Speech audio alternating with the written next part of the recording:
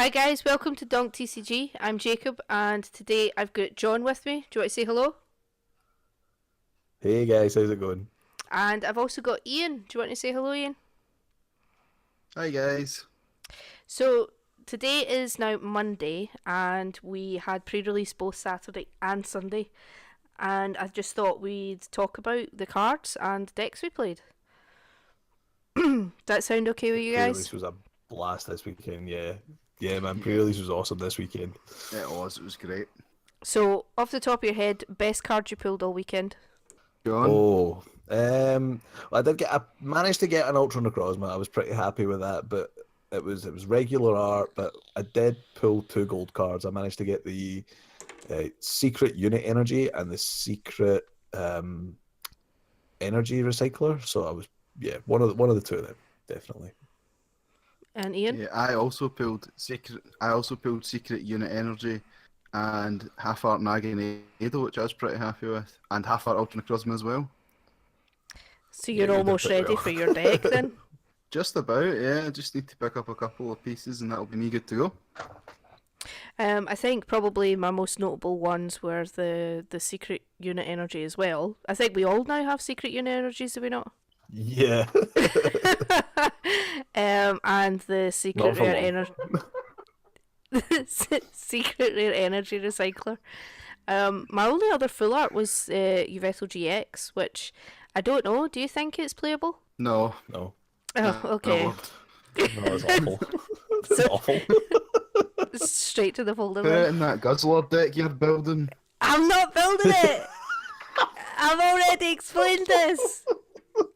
Or do you know what? Maybe I will build it just to annoy you. We'll, And we'll I'll call the deck bad dark deck. bad dark deck. Yeah, it could work. You know what? It could work. Is there not something that shuffles your cards in from the discard? No. No. Well, there's a GX that does What 10, that? I Well, think. Lysander. Gardevoir. What, are you gonna play with Gardevoir line as well? Why not? Oh, Yeah. okay. Um, Evil Tiles. It was probably like the worst in the set, if not Xerneas. One of them is like I don't think any of them are playable. It's such a shame. Evil Tiles cool, but he's just not playable. Mm. It's a nice card though. Nice looking card. Good for the collection. Yeah. Still shiny So cards. yep. So the in terms of decks, John, what did you build on the Saturday? Well, my decks were actually pretty similar both days. I had the Malamar line the first day with the grass stuff, so it was Psychic and Grass both days, and it was Malamar with Uxie Mesprit day one, and I also had like quite a thin line of the Scatterbug, Spupa, Vivian, whatever we're calling Discount Butterfree now, and we the day two, I had a much thicker line of the Vivian, and I still had some of the psychic type attackers as well. Nice. What about yourself, Ian? And he's Uh, gone. yeah, Uh, Ian's gone. He'll come back. Let's just keep talking, and he'll come back sometime soon. What about yourself, Jacob? What did you get? well, actually, on the Saturday, I had a bit of a mix. I had the Vivillon as well, but I also had Buzzwole and Pheromosa on the Saturday, which I found actually it worked quite well together. Because obviously Buzzwole's doing the heavy hitting to start with if your opponent's got four prizes, but then with your Pheromosa's Yeah, White Ray, you're doing 180 damage if it's you're good for on. you with one prize. Yeah, Yeah, exactly. So I found it. yeah. I had the Pheromosa promo day two, and it was nasty. It was such a nice way to finish off games. I know, especially when you're not expecting it. I think there was one game day two that I actually did. I didn't put Pheromosa in day two, and I wish I had. But there was one game I was playing against someone, and like that, I sort of forgot that Pheromosa was on the bench, and I didn't even consider it. And then he brought it up and won the game because he had one prize left. Yeah. So definitely a So secret did you attacker. manage to make the Buzzwole work as well? Oh yeah, Buzzwole was crazy on day one. like painful. I think like I genuinely hand on heart felt bad some games, especially starting Buzzwall with that one energy and hitting for 120 every turn. And it's like, Oh, it's so nasty. do I attack or do I just pass turn and give them a chance? But a win's a win, I guess. Ian, we're talking pre-release decks. What did you manage to play? Deck that I played was a bit of a mishmash, to be honest, on day one. It was Magnezone with Uxie, Mesprit, Dedenne, Buzzwole, It's a mess. and Gumi. And Gumi. And Gumi, Gumi. of course. Pre-release played Buzz- MVP Gumi. I played against Ian with that the Gumi in the active, just denying me attacks every single like once per game for our best of three, and it had that secret rare unit energy on it. It was hilarious. What a sight to behold in pre-release. It was beautiful. Gumi with secret rare unit energy on it. Yeah, it can only be the shiniest. Yeah, I that have was to cool, admit, man. there was one game I honestly could have cried against Ian because I had Buzzwall, and I hit for knockout and I wasn't paying attention to who he then put active. Took my prize card, drew for my turn, and attached his one on my bench and went to hit for 120 again. He went, nope, and then drew for turn. And I'm like, what? Why? And then I noticed it was Gumi, and obviously I couldn't attach to Buzzwall because I'd already attached to the bench. And I thought, oh man. But you know what? That was my own fault. I should have been paying attention to who he'd put forward. If I had, I would have attached the Buzzwall. Yeah, so nasty. yeah, it was painful. But yeah, you won day 1 and day 2, Ian. Is that right? I think he might be gone again. Yeah, we're having some troubles tonight, guys. Ian did win both day 1 and day 2, and pretty convincingly. He was playing these mismatched decks, but they did do well. My missus actually managed to get to. She was against Ian in the last game of day 2. Pulled 2 Palkia GX. That was pretty interesting. I was playing a double Palkia GX deck with Magnezone to accelerate extra energies and make the hydro pressure attack actually usable. And she came very close to winning that game. Apparently, it went down to luck in the last few turns of the last 2 games, and Ian managed to take it from her and finish first again. But yeah, that was one of the more interesting decks I've seen was her deck, because it was. You don't see a lot of GXs, and you definitely don't see 2 of the same GX at pre-release. Yeah, not in the one deck either. Ian, do we have you back? You don't see 2-time pre-release champions either. That is very true. God, we're not living this down for a while. But no, you played well, Ian, so you do deserve it. What was I going to say? He just doesn't deserve good internet tonight. So, I mean, with the Palkia, we already discussed that it wasn't particularly very good. Do you think maybe that No, deck... and I think that kind of showed itself. It's not the best. It's not the best GX. It's not the best card. I think if you pulled something like Ultra Necrozma, one of our friends did pull Ultra Necrozma, and he did well. I think he came second actually. I think you've got a better chance with a better GX, but Palkia it made it tough. Everything was tough from the get-go, and Danny really had a bit of an uphill battle with the Palkia.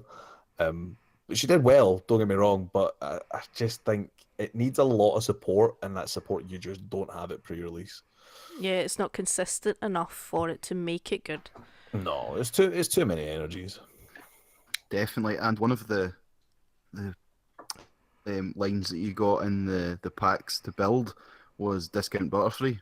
So you were hitting for 100 on it, which is how I ended up winning. Yeah. That and the Lone Executor. That one was a shocker. because I'm pretty sure if I remember I think it correctly, was better than I thought it was going to be. we all laughed at that and said, "Nope, just leave it, ignore it. We'll talk about the next one." And Yeah, then I think that was MVP a couple of times, was it not? Yeah, but I mean, the definitely. card itself is jank. I mean, you're not going to play. Yeah, you're not going to play it at like a regular level, but the line I think most surprised about was the Uxie Mesprit cards, and the Azelf not so much, but the Uxie and the Mesprit were both in the pre-release bundles, and they were really nice. Uxie is an attack for one psychic that denies your opponent using a move that you name. So if, for example, the opponent only has one attack, you can just say, look, you're not allowed to use that attack from the next turn. And it also does 30 damage, so you can really start building up a little bit of power with it.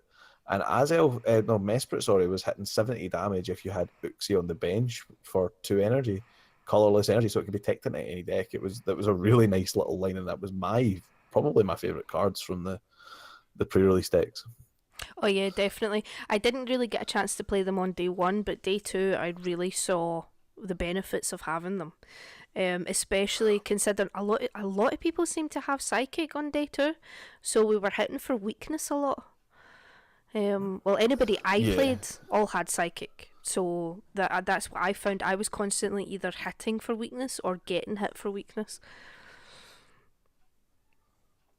yeah, My day two deck was obviously Magnezone, Discount Butterfree, Alolan Executor, but purely based on how day one had went, I put in the only Uxie and only Mesprit that I pulled with a single Psychic Energy to try and use Uxie's attack because they were so good in the first day.